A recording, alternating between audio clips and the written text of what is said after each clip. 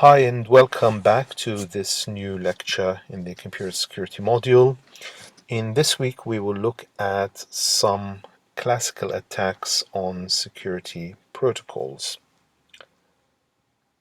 So in this lecture we will try to understand a little bit of the terminology of attacks and attack traces. And we will present a few sort of simple attacks that are carried out on computer security protocols. So more specifically, we will look at things like out-of-context attacks, replay attacks, and attacks on multiple layers of encryption or cryptography. Whereas next week we will look at more sort of advanced attacks, including covering things such as mutation-based attacks and type flaw attacks on security protocols.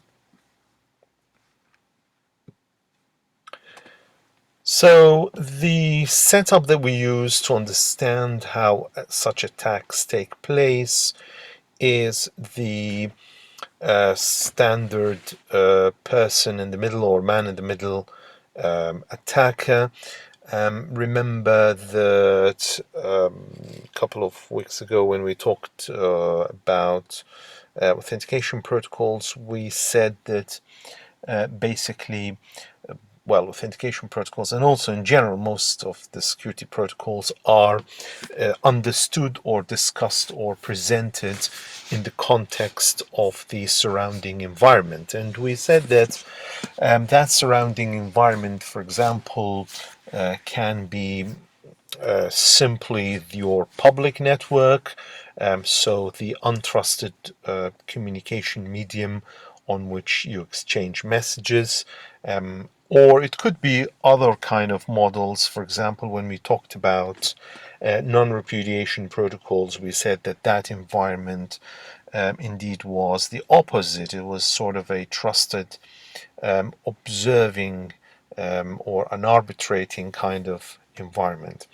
However, in this week and then next week, we reverse back to the view that the environment within or the context within which a protocol runs is actually a hostile environment. It's a malicious environment, and we call that the man in the middle. Okay, so the entity which is kind of over which all the messages are being passed between these honest communicating agents. So as the diagram demonstrates, we have again Alice and Bob, who will attempt to run some kind of security protocol with a certain purpose, for example, authenticating each other, or attempting to exchange or establish a key, and we will have somewhere in between intercepting these communications a bad guy, okay, and that is what we call the intruder or the attacker, which is your public untrusted environment. Now, there are two ways we can look at this attacker. We can look at them as being simply passive attackers, meaning attackers who just observe the messages being exchanged. Okay, so they just look at these messages and examine them, try to examine their content.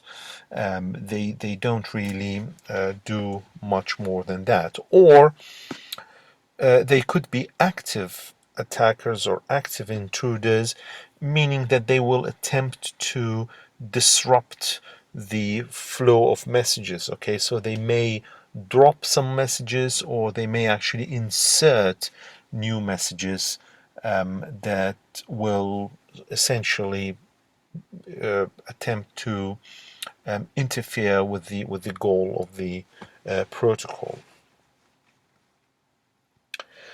So, moving on, we start first of all with the first class or category of attacks that we call out of context attacks.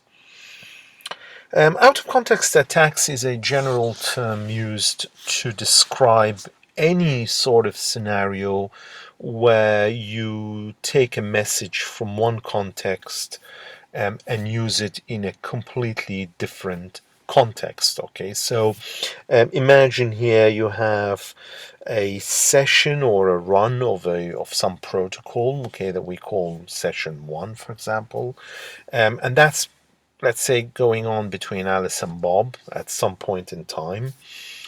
And as part of that session, some message M is created. Now, if the attacker were to take that message M and use it in a different, completely separate run of the same protocol, or indeed, in fact, a run of any other different protocol, then that would constitute what we call an out of context attack.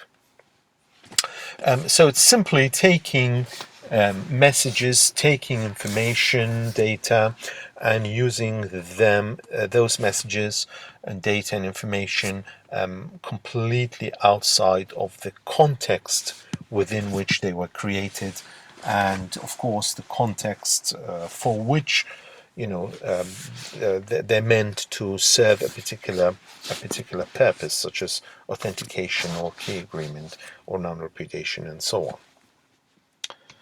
So to demonstrate that point, let's straight away take some example of how out of context attacks occur. So here is a simple protocol consisting of three message exchanges. So it's a three-way handshake. And in the first message, you have Alice sending the following message to Bob, and the message basically consists of the encryption of a nonce, so some kind of fresh random number that Alice has created, and her name, A. Of course, when we say an agent's name, we also mean things such as their IP addresses, for example, or any sort of unique ID, MAC address, or any unique ID that sort of reflects in a unique way that that agent or entity or user. Okay, so here she sends her name, Alice, and as part of the message, and she encrypts both of these two things with Bob's public key. Okay.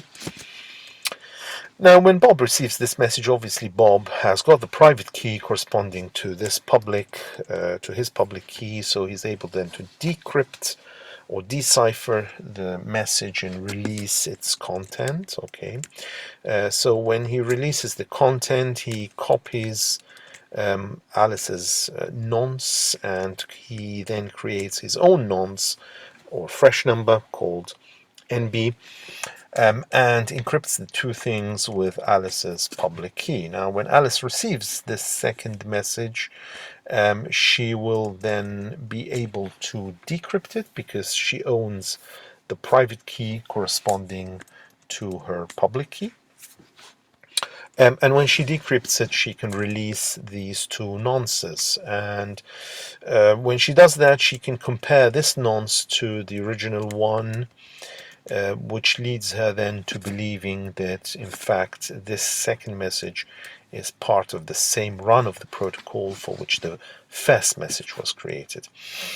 And then she takes Bob's nonce and simply encrypts it with Bob's key, public key, and plays it back to Bob in the third communication.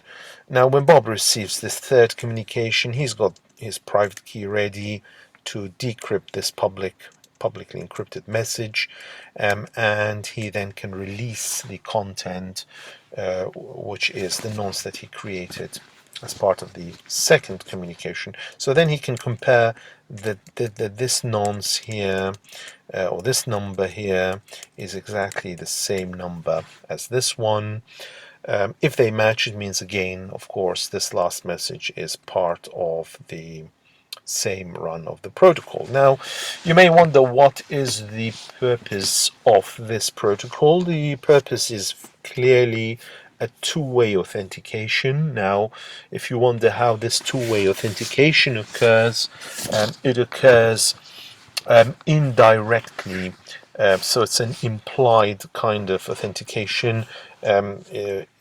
Indirectly, you know that the other entity is Alice or Bob, simply because Alice and Bob were able to use the private keys that they own to decrypt certain messages. Okay, so for example, in this case here, Alice was able to know that Bob owns that private key KPRB corresponding to KPB, simply because Bob was able to decrypt this message. And if you want to know how Alice knew that Bob was able to decrypt this message, well, Alice clearly could see that this nonce has been replayed here, which gives her an indication that Bob was able to decrypt this first message. Now that tells Alice that Bob indeed is Bob, because if he weren't Bob, then he wouldn't have had access to the private key corresponding to this public key, and therefore he would have failed in decrypting the first message. The same line of reasoning goes for Bob as well, in terms of authenticating Alice. So Bob also knows, by virtue of the fact that Alice was able to decrypt this second message, that she is indeed Alice and not someone else. So it goes, or by the end of the protocol, both Alice and Bob will have managed to authenticate each other. Now you may wonder, okay, well, what's wrong here? There doesn't seem to be anything wrong, but in fact there is a vulnerability for this communication protocol or security protocol, and this vulnerability is a classical example of how out of context replaying of messages or use of messages can undermine the security of the protocol. So here is an attack, out of context attack, or what we call a man-in-the-middle attack on our simple protocol. So suppose you have two sessions here, session 1 and session 2. In the first session, Alice contacts the intruder. Okay, so here, of course, you have to realize as well that the attacker themselves are not a distinguished entity, and the attacker could be any legitimate user themselves. Okay, so they may actually legitimately participate in a protocol. So here, Alice contacts the attacker to ask the attacker to authenticate in both directions using the simple protocol we've just presented. So she creates the first message according to the specification of the protocol, creating a nonce, sending her name or ID encrypted with the public key of the intruder. However, what happens then is that the intruder or the attacker starts a second session straight after receiving this first message, starts a second session with Bob. Okay, so the attacker in this case is not acting in under their own identity, but in fact they're masquerading or claiming to be Alice. Okay, so they're basically stealing the identity of Alice. And that's how we write, if we write I brackets A, then we mean that I is essentially pretending to be A or Alice. Now, I will send the content of the message they received in the first session. So they're replaying that data in a completely different context. And this time they use the public key for Bob to encrypt the message. Now, when Bob receives this message, he can then decrypt it, no problem, release the content, use the nonce NA as part of the second message according to the protocol specification. And then because of course I here is pretending to be A, I has indicated that their identity is A. Okay, so they're lying about their true identity. So because that's the case, Bob will encrypt the second message with A's public key, and because that's what the protocol specification says. So once they do that, they send the message back to A, but of course there is no A in the second session, and there's only I. So I will receive that message and then will replay the message exactly as it is. We'll copy it and replay it out of its context as a reply to the first communication which took place in the first session of the protocol. Okay, so this works because the shape of this message, i.e. what A is expecting to receive from I, it looks exactly the same as the shape of the message that B has created in response to what B thinks is A talking to him. But of course there is no A in the second session. So I will replay this message in the first session back to A. A will receive it, won't suspect anything because they will see that their number is here and they will see a new fresh number that they think is a number that was created by I as part of the of this first session. Of course, NB is something that was created in the second session, not in the first session.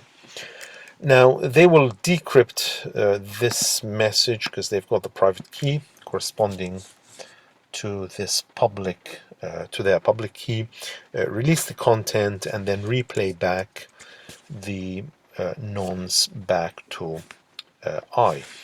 Now, in this case, what I need, of course, I here can decrypt this message because it's encrypted with their public key. So I will release NB and will play it back again to Bob in the second session because that is exactly what Bob is expecting to receive according to the legitimate specification of the protocol. Now, once Bob receives this, they will receive this last message. They will release its content and compare the nonce and find it to be exactly the same as this nonce. So what happened here is that I managed to play over two sessions using data from one session to the other, or in the context of the other session, in order to sort of trick one side or the other throughout. And basically the end result of this is, of course, that I manages to go through a full run of the protocol in the second session with B, whilst pretending to be A or Alice. So B will end up running the second session of the protocol thinking they've completed it with Alice, but in fact they've completed it with I. So I has managed successfully to masquerade as Alice. We call sometimes this kind of attacks as oracle attacks because the intruder is using the first session as an oracle to extract MB. Okay, so they're using the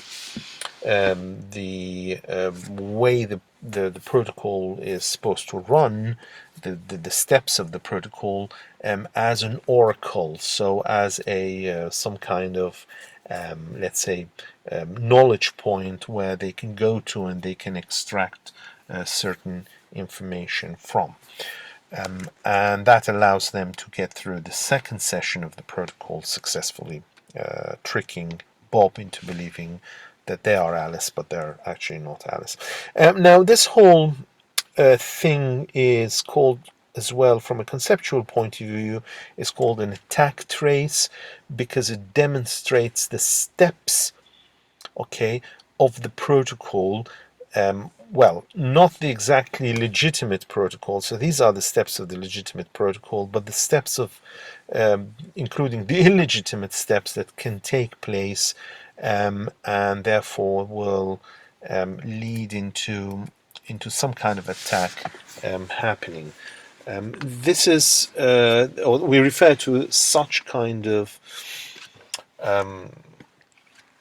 diagrams as attack traces.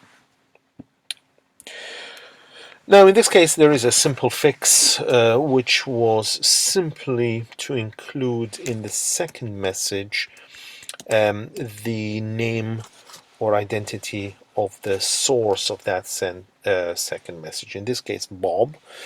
So if had Bob included their identity in this second message, the attack would have failed. And you can, as let's say offline task or exercise, you can replace this second message in both these two contexts. Okay, so in the context of the first session and the second session, of course, replacing it with the correct encryption of the public keys that you would be having for each context. Okay, and you can try and you will see that the attack will fail. Okay, so that was out of context attacks. Now we move on to something we call replay attacks, with the second category or second class of such basic fundamental attacks. So what are replay attacks? They are kind of similar to out of context attacks, except they just involve passive repetition of messages. Okay, so passive without any kind of thinking, let's say, replay of messages. So in this case, you have Alice and Bob exchanging some messages as part of protocol that they are running through, and in this case, the intruder I will at some point in time, much later or later on, sort of replace some of those messages that have been exchanged between Alice and Bob without actually processing those messages. Okay, so without even kind of attempting to decrypt them or to modify them in any way, it'll just take the message exactly as it is and replay it much later, and hopefully it will then cause some damage to either or both of the original communicating parties. So here is a simple example. Another simple example of a protocol which we use to demonstrate how passive replay attacks take place. So in this case, you have Alice and you have Bob, and they are going through a three-step protocol using a trusted third-party server. So the protocol starts with Alice announcing to the server her name or ID or IP address, whatever it is, or MAC address, and the identity or name of the destination that it wants to authenticate with, which is Bob in this case. So when the server receives this message, the server will think, okay, Alice wants to engage with Bob in this communication protocol, so I'm going to send them the following message. So the message here consists of an outer encryption. So the encryption is done using the key that the server shares with Alice, KAS. And inside that message, we have three things. We have, first of all, Bob's name, okay, or Bob's identity, to demonstrate that this message is in relation to the communication that Alice is trying to perform with Bob. Then a suggested session key that both Alice and Bob can use later on once they have finished running the protocol. And finally, a message which is encrypted for Bob. Okay, so this message is encrypted with the key that the server shares with Bob, KBS. And therefore, the intention is that this third part is to be forwarded to Bob. So it's not meant to be for Alice, it's meant to be for Bob. And the content of it is very simple. Again, it's the same session key, KAB, but this time it's coupled or paired with Alice's name, just so that Bob knows that this key is meant to be for his communications with, or subsequent communications with Alice. Now, when Alice receives this message, she can decrypt it because she has this key. She releases the content. Of course, she can read B. She can read KAB, but she can't read the third part. So the third part, she knows that she just has to forward it in a third and last message down to Bob.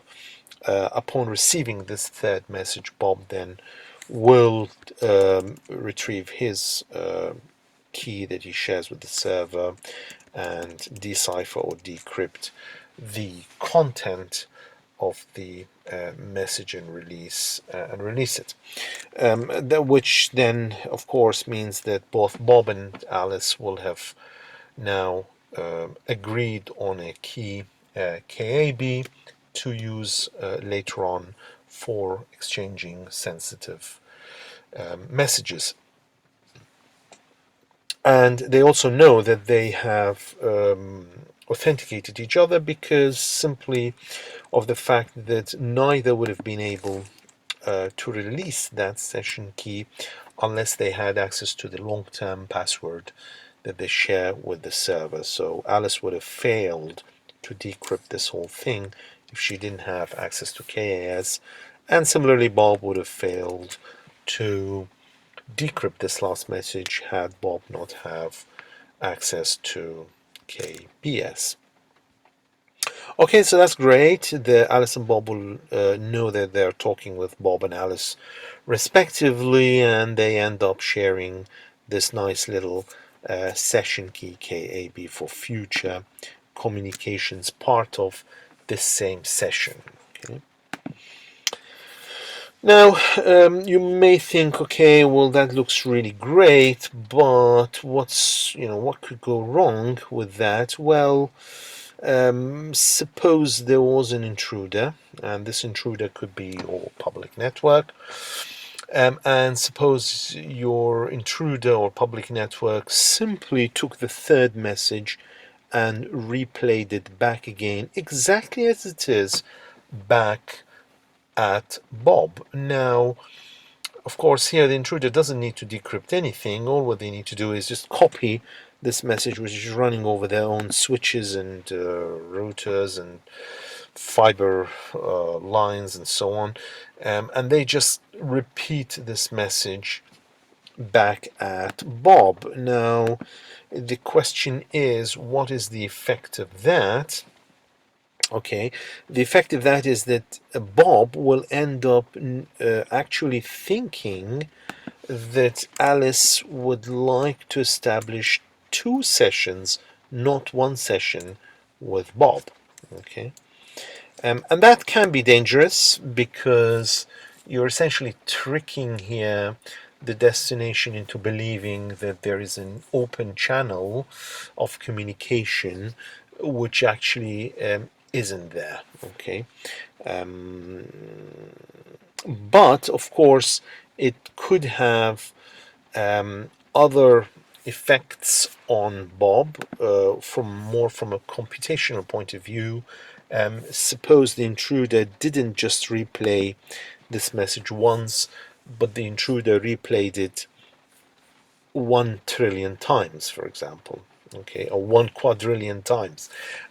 And that is just an exaggerated number, but it's just to show that you could actually run a DDoS attack here on Bob if you kept on repeating this message continuously at them. And each time Bob will, of course, receive this message, they will have to decrypt it. Okay, so they won't know that this message came from the intruder. They will just think that Alice actually sent this message. Okay, and so therefore they will, each time they receive it, they will have to attempt to decrypt it. And as we know, decryption is an expensive operation computationally, and therefore if you force the destination to perform a large number of decryptions in a short period of time, then that could crash your Bob machine. And of course, the problem here, the real problem, was that we lacked mechanisms for distinguishing among the several sessions of the protocol. Indeed, the Bob cannot determine, unless they actually really decrypt the message, they cannot even determine that it's the same key. Okay, so even if you were using the session key as a way of kind of distinguishing between your sessions, you have no way of arriving at this session key unless you actually first performed a decryption, the outer decryption. So this is essentially was an example of how replay attacks can impact security protocols. And of course, there are certain defenses that we can use, like timestamps, nonces, session identifiers, but these have to also be coupled with internal mechanisms. Okay, so if you have, or if you're using nonces or random numbers, let's say, then you have to have some kind of a log of the history of these random numbers, or else it's pointless. You will not know which numbers have been already used and which ones are really fresh. If you're using timeline or timestamps, you have to have some kind of a deadline or some kind of a reference for the timestamp. So a deadline, which essentially, if you exceed it, or if you exceeded that deadline, then your timestamp becomes too old, and therefore it indicates that the message is not valid anymore. Now we move to the third class of attacks, of fundamental attacks on security protocols we cover in this lecture, and that is attacks on layers or multiple layers of encryption. Okay.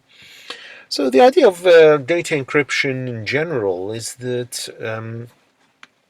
the idea, first of all, or the concept that we first of all have to determine is what does, or what are the different phases of data. in its lifetime. Okay, so you have two phases.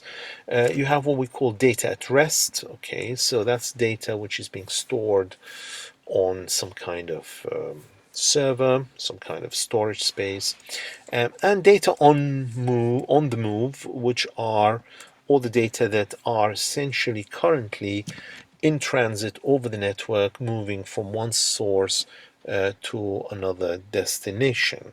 Okay, so that is the kind of data that we've been covering so far in terms of the messages that are exchanged between entities. And we said that groupings of those messages represent what we call a protocol. Now, data at rest can be protected as a rule of thumb with increased encryption. Okay, so the more the more encryption you apply, the better it is. Okay, and the more diversity of keys you use in those layers of encryption, the more kind of protection you are going to achieve. However, the same principle is not necessarily true when data is moving. Okay, so, and we will sort of show next what we mean by that. Okay, so for example, here is a two-way handshake between Alice and Bob, in which Alice sends to Bob some kind of a sensitive message M, or secret message M, encrypted with Bob's public key. And in the same message, she also includes her name and Bob's name. Now, when Bob receives this message, he can see that it's something that's been sent from Alice, or somebody claiming to be Alice, to himself, or presumably it was sent to himself. Now, Bob then will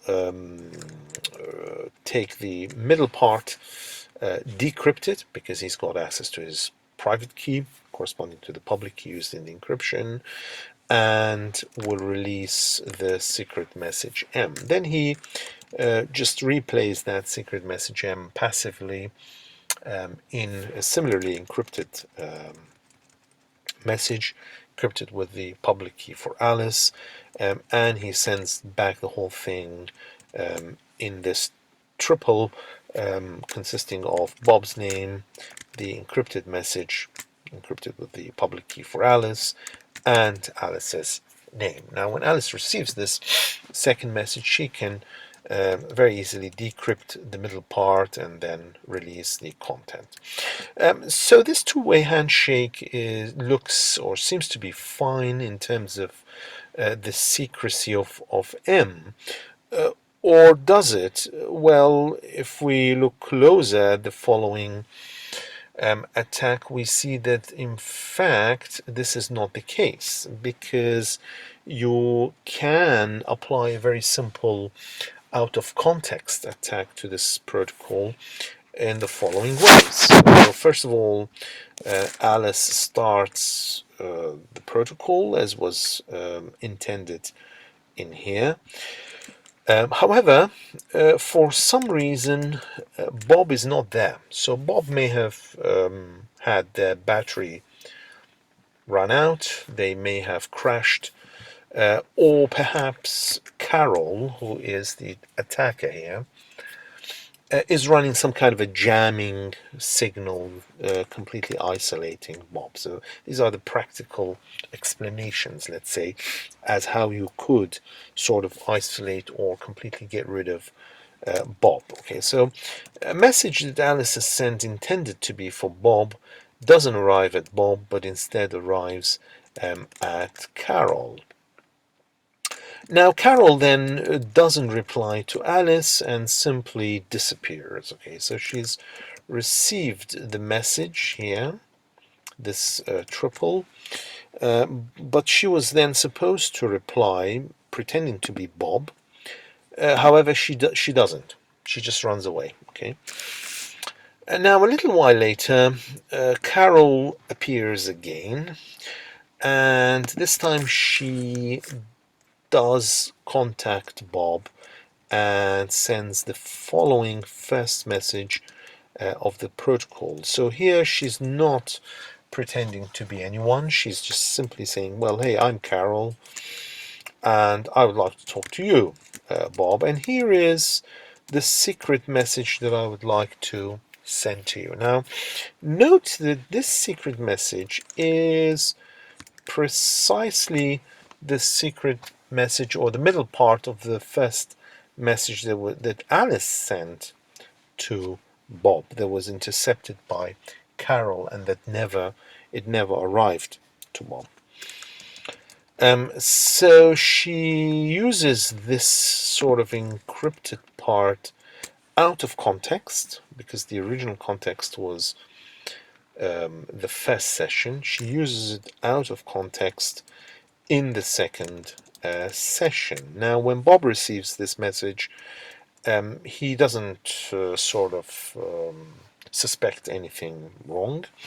It's an attempt by Carol to send him something sensitive, encrypted with his public key. There's absolutely nothing wrong with that. Okay, so he takes his private key, unlocks the encryption, releases M, and according to the specification of the protocol, he is supposed to send back the message M back to Carol. Now he does that by encrypting it, of course, with Carol's public key.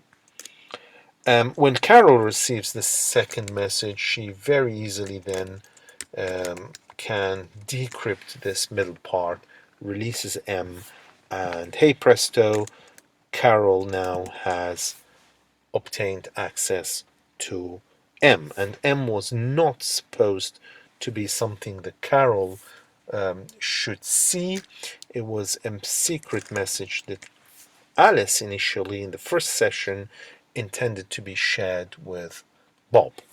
Okay, so this demonstrates that even though you have encryption here, the lesson that we learn from this is that encryption is, whilst it's okay, intuitively okay, for protecting data when that data is sitting somewhere, it is only, however, as strong as the strength of the design of the communication protocol when the data is being moved around. Okay, so when the data is on the move,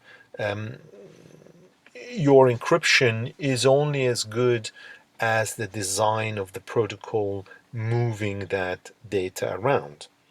And in this case, of course, there was an inherent weakness that allowed C to trick B into believing that the encrypted message belonged to an earlier session is indeed part of the current session. And that was the inherent weakness that we found in this protocol, that we were able to exploit as Carol in order to undermine the secrecy of a message M, even though that message M is encrypted. And you would essentially think, well, nothing can go wrong with encryption, but it can if the design of your protocol is not as strong as to allow you to preserve that secrecy. Now, of course, there is a fix to this problem in this case, and the fix is very simple. Just add the name of the source of the message as part of that sensitive message which is being encrypted in the middle. Okay, so instead of just sending M, you need to pair M with the name of the source of the message M. In this case, it's Alice. And similarly, in the second message, when Bob replies, Bob also needs to include the name or ID or IP address or MAC address or whatever it is that identifies them as part of the message to be encrypted and sent back to Alice.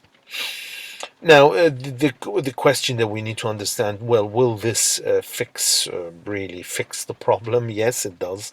And for you to sort of convince yourself, you can very simply just use this version in back in the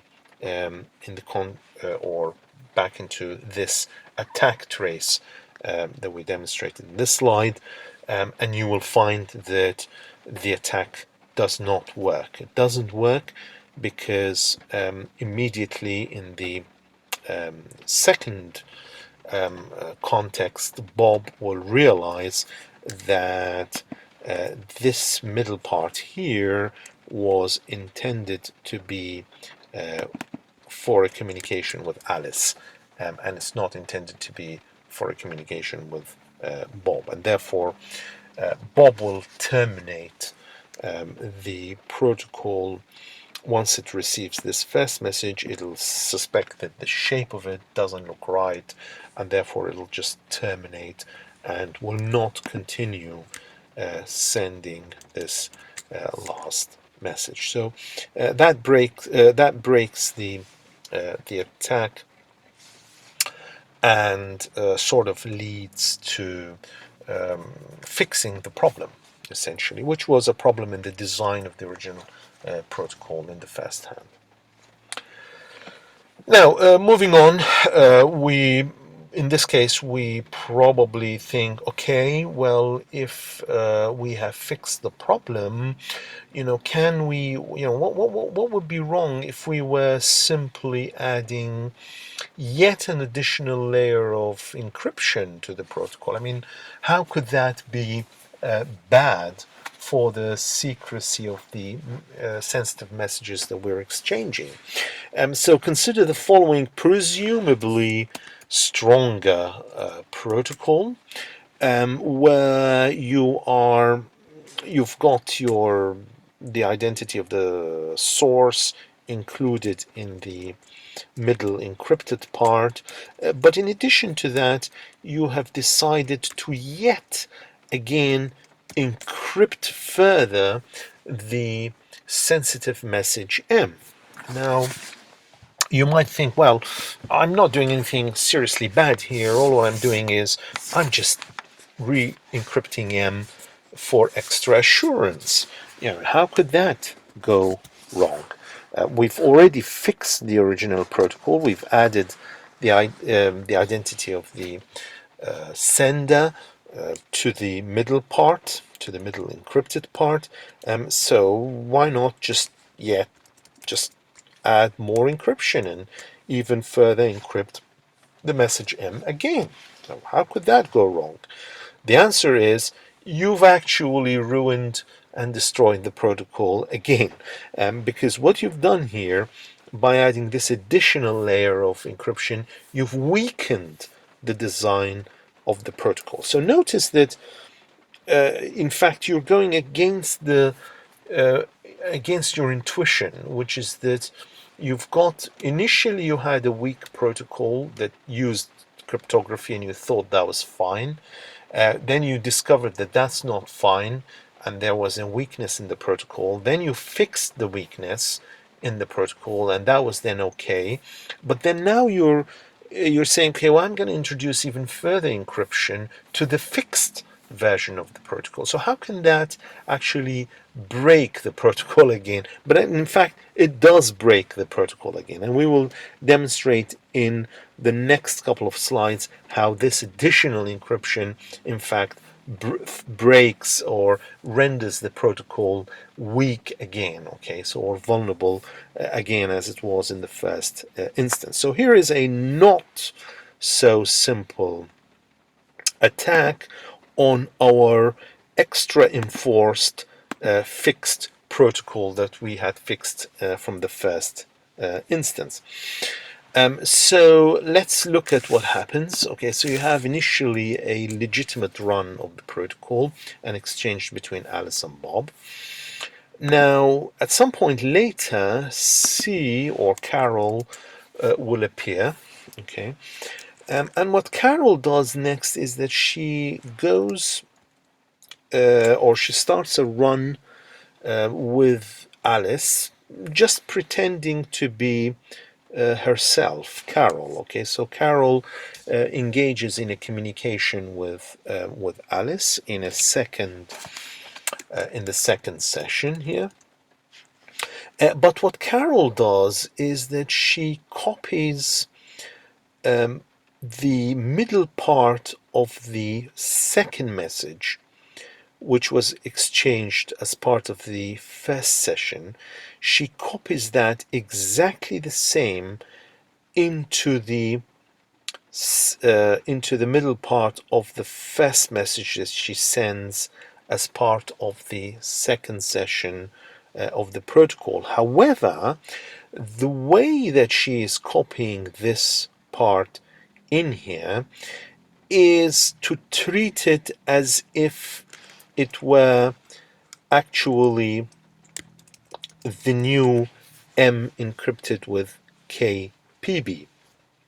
Okay, so basically what she's done here is that she's considered this middle part here, encrypted with KPBA, as being M, or the message itself. Okay, so notice that even though there is a little bit more encryption here, it, however, is kind of playing on the fact that M doesn't necessarily have to be a string or some kind of sensitive text, okay, but itself can be some kind of complicated cryptographic object. And we've talked about this in the first lecture, and we said that M, the definition of M was general.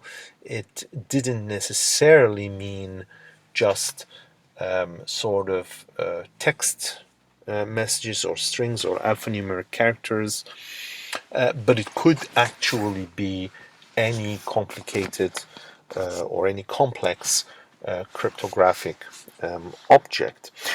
So she copies that part there in there, and the whole thing now looks like the source identity, the destination's identity, the encrypted middle part, and then again the source's identity. And in this bit here, you consider the part in the middle as being M encrypted with the public key of A, as the protocol demands. Now, when A receives this, she will perform the first decryption, the second decryption, and then she will release the middle part here, which she then treats, this pair here, that she then treats as being a single M. Then she will take that part and continue with the protocol, encrypting it with C's public key once and C's public key twice, and then sending the whole thing back to C. Now, when C receives this second message, she's able to decrypt this part, and release the middle part. So now, by the end of this second session, which has used some information from the first session out of the context, C has the ciphertext, which is this one, M encrypted with KPBA, okay, because C was able to decrypt here, and therefore release this pair, which means that she has access to the encryption of M using A's public key. So she got access to that ciphertext. She still hasn't got access to M itself. So we continue with the third session. In this case, Carol again starts another session with Alice. So this is the second session she's running with Alice, and it's the third overall session. Except in this case, what Carol is doing is that she's not copying this part here. All what she's doing is that she just places this encryption of M with Alice's public key as part of the first message, and that looks absolutely fine from the definition of the protocol itself, which is in this shape. So she includes that encrypted M, and again uses Alice's public key to do the outer encryption, and sends the whole thing down to Alice. Now, when Alice receives this message, she performs the first decryption, the second decryption, and then she releases M. And according to the protocol, she's supposed to reply with that M back to the entity that sent the first message, which was Carol. So she encrypts it with Carol's public key once and twice, and sends the whole thing down to Carol. Now, of course, when Carol receives the second message, she will decrypt once here and twice here, and hey presto, she releases the sensitive or the secret message M, which originally was intended to be a message to be communicated between Alice and Bob only. So Carol was not supposed to get access to M. So as a result, as you can see, adding more layers of encryption, contrary to general perception and contrary to your own personal intuition, does not necessarily strengthen the security of your data when that data is moving around. Okay, so it may strengthen the security of your data when your data is at rest or is being stored somewhere on some kind of back-end server, in some kind of office, or data center. However, when your data is moving around, adding additional layers of cryptography or encryption does not necessarily strengthen their security. It may, but as we've seen from the last couple of examples, it may not, and it will all depend on how that additional layer of encryption that you're adding, which is a modification of the protocol, is affecting the security of the communication protocol itself, or the security of the design of the protocol itself. It may strengthen it, but as we've seen as well in the last couple of examples, it may also weaken the design. That's all for today. Thank you for listening, and see you next time. Goodbye.